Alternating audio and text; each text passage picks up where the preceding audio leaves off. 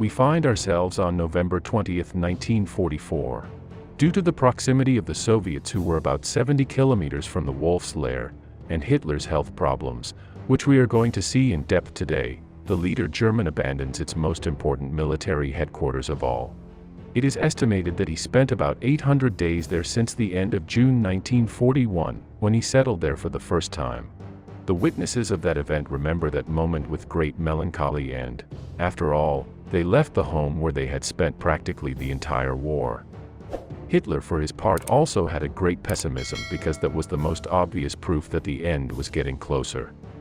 However, his mood continually changed and he periodically regained his hopes of winning the match. The main reason for this was that he still had one last card available to play, with which he believed he could turn the war around in his favor. This was the so-called Guard operation on the Rhine, later renamed Autumn Mist, and now known as the Battle of the Bulge. However, despite all this, there was one issue that concerned Hitler above all else. Do you know which one he was? Well, exactly the possibility of becoming mute due to a serious problem that he had in his throat. This polyp that the German leader had developed again in his throat had made him practically hoarse, and for many weeks he had been speaking with an increasingly hoarse voice. Thus, everything was prepared so that the next day when they arrived in Berlin, Hitler would undergo a new operation, being one of the most difficult that he had to face. Before continuing with the story, let's go back a few years to the origin of the problem to understand where this disease came from and the concern that the leader of Germany had for it. It all seems to have started in the mid-1930s, when Hitler had to go to a specialized clinic due to pain in his throat and difficulty speaking. Otto von Eichem was the otolaryngologist who treated him for the first time in 1935, and years later he commented that Hitler was very concerned about the matter from the first moment and told him the following: "If there is something wrong, I absolutely have to know about it." According to the doctor, the German leader was worried about whether they detected some type of cancer in his lungs or throat, since his mother had died precisely from breast cancer. This agonizing death had occurred in 1907 when the young Hitler was only 18 years old, and had had a really bad time. This was the reason why now the German leader thought that he could have a similar disease. Finally, it was a polyp in the throat, and Eichem removed it. Although he advised him to rest for a long time and not to force his throat, Hitler was unable to do so due to his obligations as the leader of Germany, and this polyp continually grew back in his throat. It is estimated that practically every year the German leader had to undergo an operation of this type, some being more serious and others more minor. Well, after explaining this, let's continue with the story right where we left off, which, if you remember, was at the time when Hitler was leaving his East Prussian headquarters to go to Berlin. During this journey by train, the German leader commented several times to his secretary, the famous Traudl Jung, who was known by the general public as a result of the sinking movie, that he was very worried that after the operation that awaited him he was silent. Let us remember that the military situation for Germany was catastrophic, and Hitler's presence on the radio was needed more than ever to raise the morale of the population, just as Goebbels indicated. Let us also remember that just a few months ago there had been the July 20th attack that almost ended him, and many Germans even wondered if Hitler was still alive or not. Due to the uncertainty, he had to give a speech on the radio just one day after the attack to show that he really was still alive. On that occasion the German leader said the following: "I don't know how many attacks have been planned and carried out against me. If I speak to you today, it is mainly for two reasons, so that you listen to my voice and discover that I am unharmed."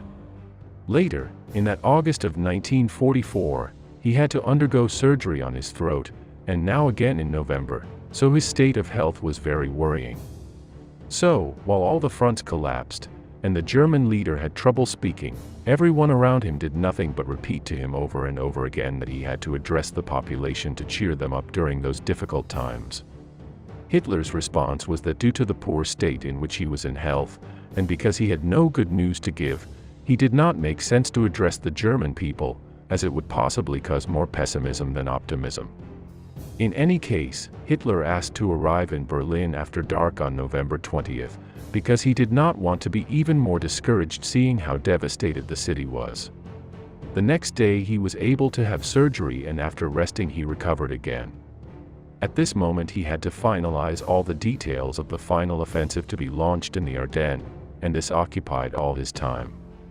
On December 11, 1944, about 5 days before the launch of this offensive, Hitler moved to the Eagle's Nest barracks on the Western Front. This base of operations is located about 20 kilometers north of Frankfurt, and it was there until January 15, 1945. During this stay, the fate of Germany was completely revealed. In the first place, the last bet in the Ardennes failed completely, and it became clear that the German army was no longer capable of adequately carrying out any operation of real importance. A little later, and after having turned a deaf ear to the warnings of the imminent Soviet offensive on the Vistula, this attack took place on January 12, completely sweeping the German armies from the area. Due to this total collapse of the Eastern Front, on January 15 Hitler had to definitively leave his headquarters in the Eagle's Nest, to go to Berlin. Once there, the situation only worsened until Germany completely collapsed. As we saw in the programs in which we analyzed Goebbels' diary, the German minister did nothing but pressure Hitler to address the nation. Finally, this speech took place on January 30, as was customary on each anniversary, which on this occasion was used to launch a final harangue to the troops. As is evident, it was clearly noticeable that Hitler's voice was no longer that of yesteryear, since without a doubt, the harsh war events and the different operations and attacks had taken their toll on him. Obsessed with Hitler participating in some public act or speaking on the radio again, Goebbels convinced the German leader to make one last visit to the soldiers on the Eastern Front on March 13, so that he could be captured by all the cameras. The aim was to capture the image of an animated and energetic Hitler, visiting the troops at the front, just as he had been doing throughout all the years of the war.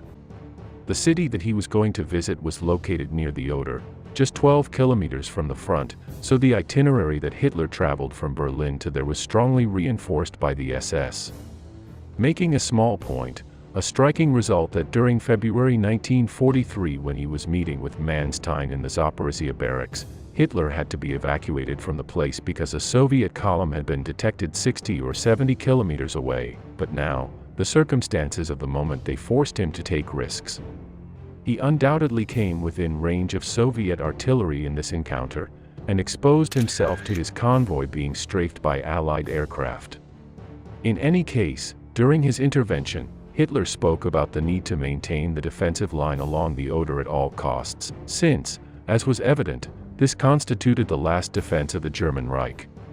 Finally, he alerted his generals that Germany's reserves were completely depleted, and those weapons and ammunition with which they had been provided were the last available. At this point, the German vehicles were forbidden to start the engine, except in total emergency, and the artillery pieces had only 2 shells per day, which were being saved for the final Soviet offensive. Once this meeting was over, the German leader and his retinue headed back to Berlin, and according to what some of his companions left in writing, Hitler did not say anything throughout the return trip. This was his last trip out of Berlin, after which he had a month and a half to live, in which he was in his chancellery bunker. And so far this program about this curious illness that Hitler had, and that to a certain extent made it difficult for him to work during this final phase of the war. I hope this topic has been interesting for you. I remind you that in the description you have all the social networks of the channel, and several programs that we have uploaded to the channel recently and that are related to this matter. Thank you all for being a part of this community, and especially the sponsors who make this possible. Subscribe and share this program if you liked it, and see you in the next one. See you soon.